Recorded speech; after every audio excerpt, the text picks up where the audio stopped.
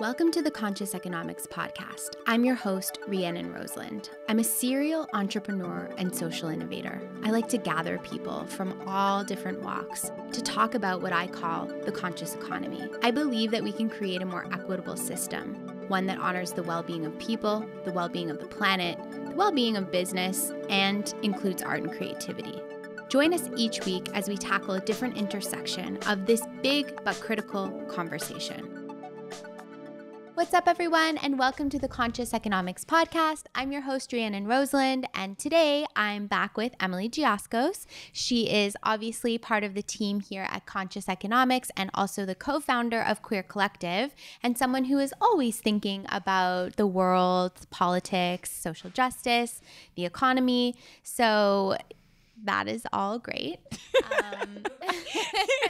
We've been filming all day, so we're just in a little silly, goofy mood. Yeah, we're in a little bit of a goofy mood, but we do want to talk about what is a really big trending topic right now, which is the concept of a 4-day work week. And so this isn't just a concept in theory. This is now being put into action. The first country in the world to officially implement this was the UAE, United Arab Emirates. So they have officially put in all their federal employees are now operating under a 4-day work week, which is really interesting. There's been other countries around the world that are starting to put pilot programs in to test this out. So Belgium is another one that is starting to test this framework out. Scotland has some of its own tests, and even Japan, which is interesting because a lot of people think of Japan and they think of this really, really hustle culture of working incredibly long hours, very, very high productivity. And so that's really interesting that there's a pilot there. And for us at Conscious Economics, we've also been piloting a 4-day work week. So before we get into our own personal experience, what do you think about a 4-day work week, and what are some of the things that kind of flag in your mind when you hear the concept? I personally think it's great. I feel like our society and what I would describe as the capitalist system really values working, and like the number of hours that you're putting into work is reflective of your value and how much you're providing to a company. And I think during the pandemic, I think a lot of people have said this, I've heard so many of this being echoed around, is that a lot of people have realized that that's not what they want their entire life to be, is just working. And we're realizing that we are more effective in our jobs when we get to spend more time for ourselves and get to actually enjoy our lives. We can bring our whole selves to work, bring passion into the workplace. And I think that's really valuable. And I really feel like that's what the 4-day work week kind of embodies. Yeah. Well, and it's also really interesting because I think there's a misconception around putting in all of these hours and productivity, assuming that that's what makes someone productive, when even before the pandemic, there were all these stats around this concept called presenteeism. So it's like, I'm present at work, but I'm like totally passed out, like propped up like Weekend at Bernie's while, you know, I'm pretending essentially to work, or I'm so anxious and overwhelmed that I can't actually put my best foot forward. So I'm literally just doing the bare minimum, clocking by, you know, showing up for appearances' sake, but I'm not actually coming with this innovative, creative energy into my job. So it's really interesting that you say that. And I do think that the pandemic also showed us that we can get a lot more done with a lot less time when we don't have all of these other distractions, which was kind of the remote work piece, where it was like, oh, wow, I've been spending all this time like getting a muffin, commuting, talking to Sue. And like now I'm in my house, I'm actually being able to identify the hours I need to work, but I'm also able to take care of the other labor in my home and have that balance. Did you find that from switching to the digital workspace? Yeah, absolutely. I think it was like a big shift for me at first. I was used to being in like a really structured environment. I'm like a very ADHD person. I had this one set way that I could work. And at the time I was in school, and that was like in the quiet section of the library, and that was it. Going from that to working in like a hectic household was really stressful for me. But once you get the groove of it, you like figure it out. And the flexibility piece of it is what's really key, I think, is being able to figure out your own hours that work for you and being able to deal with situations in your household as they come up is what's really key. But I want to know kind of from your perspective, not to take control of your podcast. No, do it. Yeah. Is what made you want to bring the 4-day work week into our workplace? Yeah. Well, a couple of things. I think first, I love to experiment with the current economic trends and really like, own it. Like if we're going to talk about these things, and then myself as a business leader, I want to be able to be in that integrity of trying it for ourselves and seeing what works and being able to really understand it. So that really drove me. But also I'm, a mom of 2 young boys, and the pandemic really had me reevaluating how I was spending my time as well. And I made a lot of big decisions in terms of paring back certain responsibilities and being able to bring more balance. So that was another driving force. And then it was also just a collective conversation amongst all of us and being like, how does everyone feel about this? And, I think we really operate at Conscious Economics in that more community fashion where it's not such a hierarchical, like this is the decision. It's us coming together and saying like, what do we feel into, what works for us, and then communicating that. So I think it was a combination of those 3 things. One thing that's really interesting when we look at it implemented, in countries around the world is some people are implementing a 4-day work week, but they're still wanting the same amount of hours. So they're basically asking people to stretch their hours on the other 4 days to accommodate for the time. So it's like, you get this day, but you're going to give us these extra hours these other 4 days. And that's how many people are approaching it, which is, I feel a bit counterintuitive to the whole thing. I don't know what you think about that. So I'll throw that out there because that is definitely something that's happening. Yeah, definitely agree. It does feel counterintuitive. I feel like, to me, what's worked for my own personal experience is I do like video production and like video editing for the most part when I'm working at home.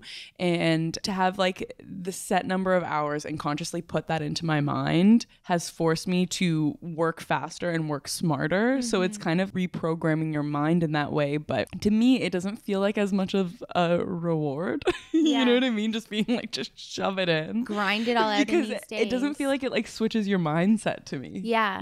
Well, it's interesting because I guess there are still some benefits, maybe just that having that extra day in the week to call your own shots, even though you had to put in the extra hours in the other days. There's this other thing where I'm seeing people are implementing 4-day work week, but they're changing the compensation structure. So not paying somebody the same. And like technically you're working the less hours, but then that's also a really interesting part of the debate.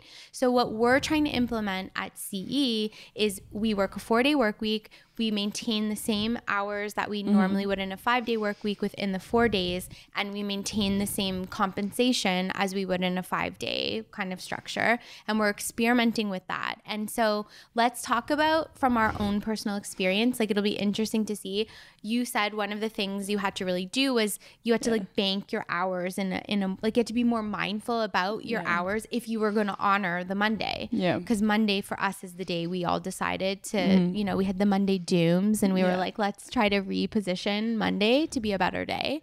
So what else have you kind of run up into? Like, has there been any stigma from family or like anything like that? It's so funny that you say that, because that's the first thing that was coming to my mind, and that's why I was kind of like giggling while you're talking, because I was talking to my baba, which is like a grandmother in Macedonia, and she's like very traditional, like immigrated here, like doesn't like read or write English, like that kind of level. Yeah. And I told her, so I have Mondays off now. We switched to like a 4-day work week. And she's like, so you're making less money? And I like couldn't get off that piece. I was like, no, I'm making the same amount of money, just working less hours. Like, told her what like the theory of it is. She's like, oh, I don't understand. It's like, just like did not get it. Yeah. But love her. It's just like funny. Yeah.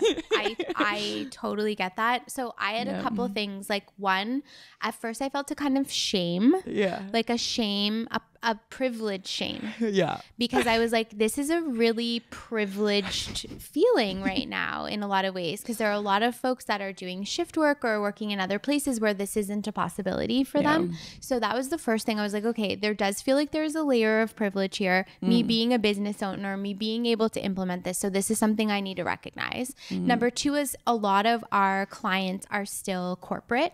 And so working with folks that are in corporate settings, I hoped that people wouldn't be like, to us. Like, oh, here they are, like these, new age, like millennial Gen Z workers that are like, in some way you think that people will think you're lazy or you're not as productive.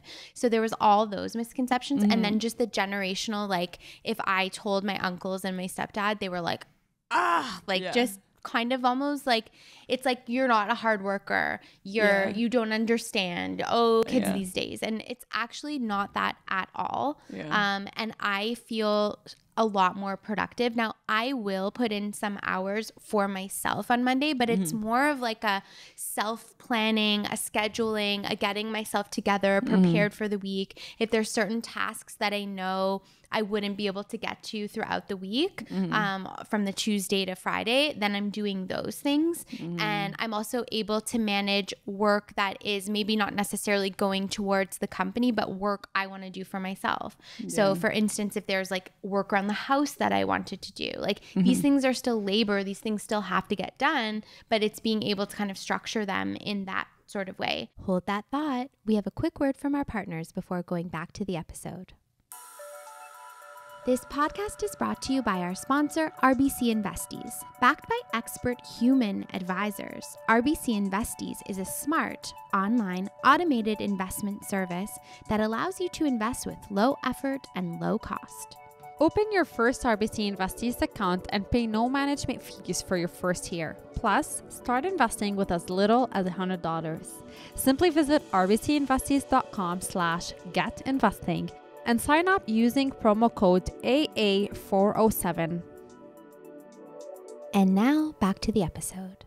So what does your typical Monday look like now that we're in a 4-day work week? Like what do you do? Is it like a weekend vibe, or is it still something else? I feel like first too, on the note of it feeling like privilege, I do find myself feeling guilty about it as well, about like having the Monday off when my friends don't or family members don't, and kind of like having that awkward conversation. And I find it like said so rudely, unintentionally. It's like, oh right, you didn't have today off. Like just like I'm like, oh my god, that sounded horrible. But like doing that. But in terms of my Mondays, I find they've become my Sundays. You know what I mean? And like Sundays were typically what I would be doing around the house, fixing things up and getting myself prepared for the week. But that means that like your Sunday is now another Saturday, you know, and you get to like enjoy your life more. And it's like, you don't get like that intense feeling on Sunday anymore. I do also pick up other pieces of work the same kind of way that you were saying.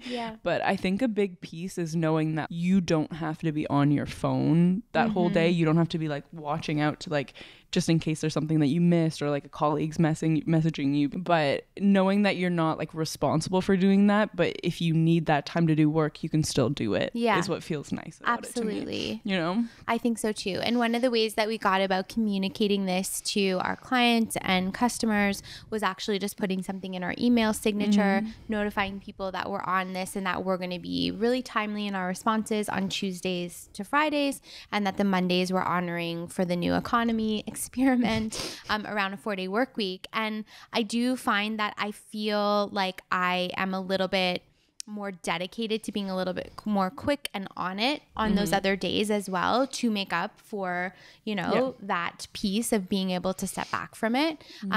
Do you think that there's certain groups that would benefit from a 4-day work week more than others? Like working moms, or like I don't know, but is there like a nuance to this? Honestly, just flat out everyone would. You know, it's like yes there are people who would need it more, who have busier schedules, like you said, like moms, like people who want to spend that time with their children. But it's like, at the end of the day, everybody has a life and everybody is entitled to enjoying it, you know? And then that's like the challenging piece though about thinking about people, like you said, like service workers, where this isn't something that they can enjoy. It's like, how do we as a society pivot so that they can, you know? And this is gonna sound so silly, but I recently started watching Emily in Paris, which is like so late. Everyone else was watching it last year and I was like, that sounds silly.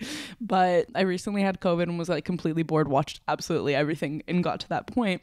And it was actually an interesting show in the sense that it really shows the difference culturally in terms of work between Europe, particularly France, and America. America, which is very similar to the culture in Canada. Yeah. And basically it's like legally you cannot work on the weekend, but there was also like service workers are working on the weekend, but legally you cannot contact someone on the weekend. Yeah. Like it's legislated. People get upset when you're talking about work at a party, even if it's like a business party. You know what I mean? It's like, don't bring that up here. It's like in the culture. Despicable. Yeah, like you don't talk about it and you're seen as like rude. And I think that's a huge piece of it, is like us as a culture need to shift our mindset around it to like valuing our actual life and like respecting people's boundaries, which I think is a huge part of the conscious economy, which is a huge part of why we're trying this too, is we need to shift our mindset around it, you know? 100%. Like it doesn't matter what we're calling the system that we're in, it's really about like, what are we going to do about it? How are we going to change it? Yeah. Which is what I feel like is happening right now, is valuing our lives more, respecting people's boundaries, being happy for people when they take time off instead of making it like a shameful snarl thing. And shame. Yeah. And I think that the larger paradigm shift as well, if we start to understand like this idea of perpetually pushing and trying to drive more and more and more profit, you know, and trying to like, let's beat that. Let's beat all that. at once. And it's like, it's already billions of dollars. Like, do we have to keep going and going and going to what end? And what are we destroying or sacrificing in only having that one track mindset around it? So yes, there is this, of course there has to be productivity. Of course there has to be accountability. Of course all these things have to happen, but it is about a paradigm shift in terms of what we value. And if we can, as a collective, shift our mindset and really realign those values, then work can also shift and we can be able to kind of see what that looks like. And I do understand that for us, you know, we do have this flexibility in terms of the work that we do. And sometimes like today we're here on a crazy long day, which is, you know, not our typical, but then we make up for it by being able to balance out on another day. So we really are mindful around what are the projects that we have to do, everyone kind of stepping in to make sure that what needs to get done is done. And then when there is a lull, being able to take that extra moment or not feel that you're being like checked in on every second. And I think that's the other thing that really drives employee well-being, is this sense of autonomy. Like I am an adult and I can make my own decisions around what I need to do in order to fulfill, you know, my obligations, but also be able to live my life and not feel like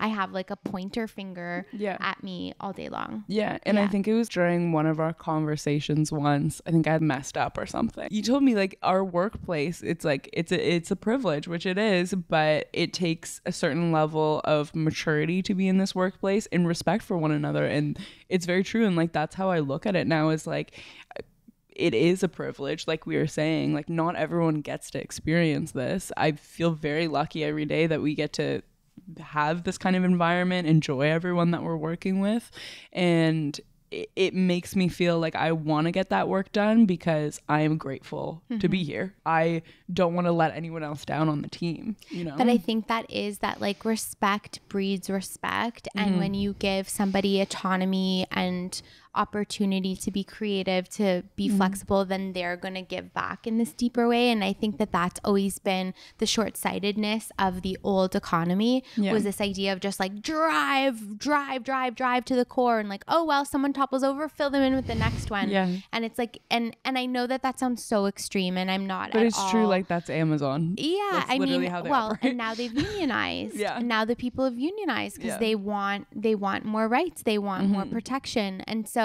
again, I think we're seeing this trend towards understanding that there is this balance that we need to strike, and that 4-day work week could be a part of that solution. It may not be able to be possible for every organization at this point, but even, you know, you look at certain places in Europe and like stores are just closed on Sundays, like nothing's open, you know? And so it is just being able to, change our mindset and reroute our values. And it's an exciting time to imagine. I think it's part of that instant gratification thing that we're used to, and really wanting things instantly and wanting things fast. And that's something that like Amazon and Uber and those types of things have given us in like 24-hour stores.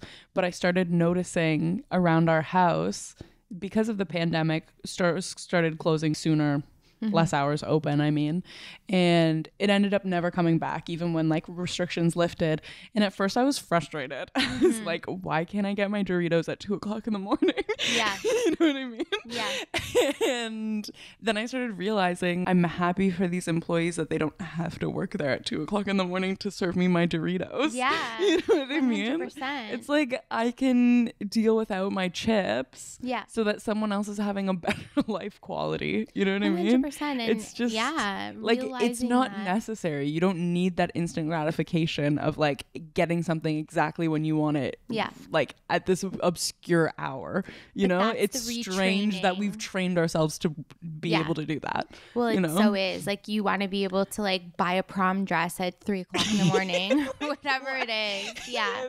And but this is what it's become. So it is interesting. In some ways, we continue to shift down that route of like everything that's available through the digital economy and on your smartphone and whatever else. And then there is also the layer of automation. Like I hear a lot of major corporations being like, okay, well, if the employees want this, then we're just going to make that work automated. And again, it's striking the right balance, because automation technology can support us in having more balance in our life, but we also have to be mindful of not letting full industries and jobs disappear out of that. So it is this fine balance. I think it's a nuanced conversation. We'd love to hear from you. What do you think about a 4-day work week? What do you think companies, organizations, and individuals can implement to bring more balance to create the new economy? We want to hear from you. Thank you so much for tuning in. We'll see you next week. And if you are interested in checking out anything else that we're doing, go to consciouseconomics.ca. Thanks so much, and see you soon. Bye, everyone. This podcast is brought to you by Cpp Investments. At Cpp Investments, they never lose sight of the long term. They invest the Canadian Pension Plan Fund to help provide financial security for generations of Canadians. They diversify the CPP fund across geographies and asset classes to access the best investment opportunities and generate sustainable long-term returns. The fund is now more than $400 billion.